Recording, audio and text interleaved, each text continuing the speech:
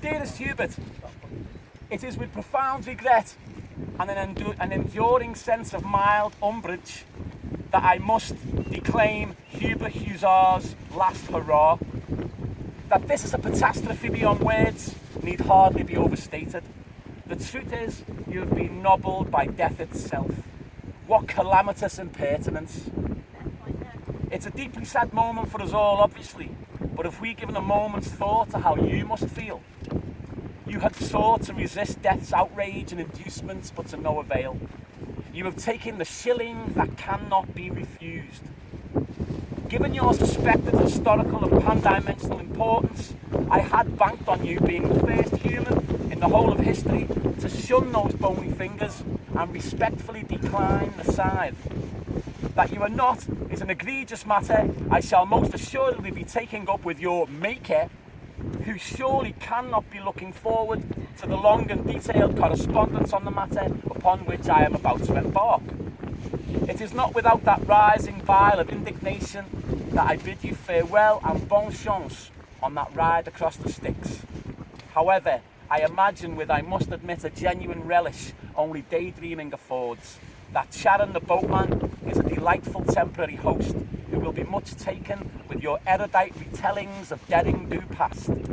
I've heard he's not at all as grasping or insincere as we've been led to believe, and appears to have been much maligned by that craven monster, Chris de Berg.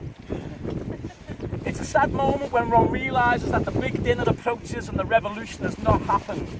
Sobering, not in that post-party manner that we might all know and reminisce upon almost fondly. Sobering in the other way, that way in which we are all wont to growl and call for passing clouds that we might shake our mighty collective fist at, to combust and become luminous, incandescent and float away. What monstrous and terrible quakings the bowel of the very world feel at your absence. Deep sublithotus strethic borborygmus, a growling that moves mountains, a cracking at the very heart of the world that has slid the stiletto of grief between the ribs of every thinking and feeling person, I assure you. That we will no longer be treated to your digressive linguistic peregrinations, and surely you do, is a matter of no small sadness.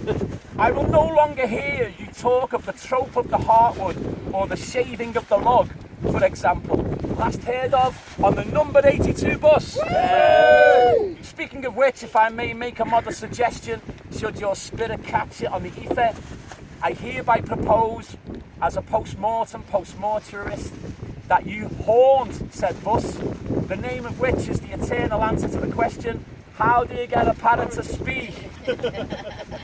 Nothing serious, just some light poltering and a bit of a chain rattle behind the driver's seat every 23rd day. As to the nature of the haunting, you would doubtless prefer it were not malicious but distinguished. Something to do with stags, perhaps. Historically, the spirit animal of Hubertus in Latin, a one-time Bishop of Leeds, is the stag. Imagine, if you will, your blazing spirit as a stag on the top deck of a packed 82, rocking up with all manner of glowing and injunctions to stop mithering the wildlife. That would get in the echo and no mistake. Inadvertently, and in my obviously preening and self-serving manner, I've forgotten to thank you, my friend and fellow bodger, for simply everything. For all the lost plots you found, for your warmth, creativity and open-heartedness, for the times you called us all your magnificence. I do hope you knew with pride and happiness just how much your awesomeness was appreciated. To the People's Pyramid and back again. In closing, I hereby pledge to do 3 things in your illustrious name. 1. Be not a purveyor of the anodyne. 2. Suffer not tyrants of any stripe. And 3. Silently or noisily declaim the last hurrah of Hubert Huzzah upon every 23rd of May hereafter. We shall eat those tenderly and occasionally overcooked words in memory of you before our own big dinner day. I can say no more, that we eternally remain yours and see, Thomas the Toxteth and the Liverpool Arts Lab, 23rd of May 2024. P.S. Death, it would appear, as you would doubtless concur, comes to us all. However, I like to think that the surprisingly warm and gracious Captain Sharon is most insistent upon you staying on board the boat, being loath to let you off the other side, refusing to take your shilling. Says he thinks your tales of pataphysical delights would provide the perfect accompaniment for the others and request that you stay a while. So you shall linger just a little longer in our mind's eye before your onward journey. For you, hang on,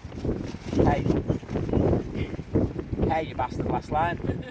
For you have such tales to tell, and now have all the time in the world. Yeah. Hubert!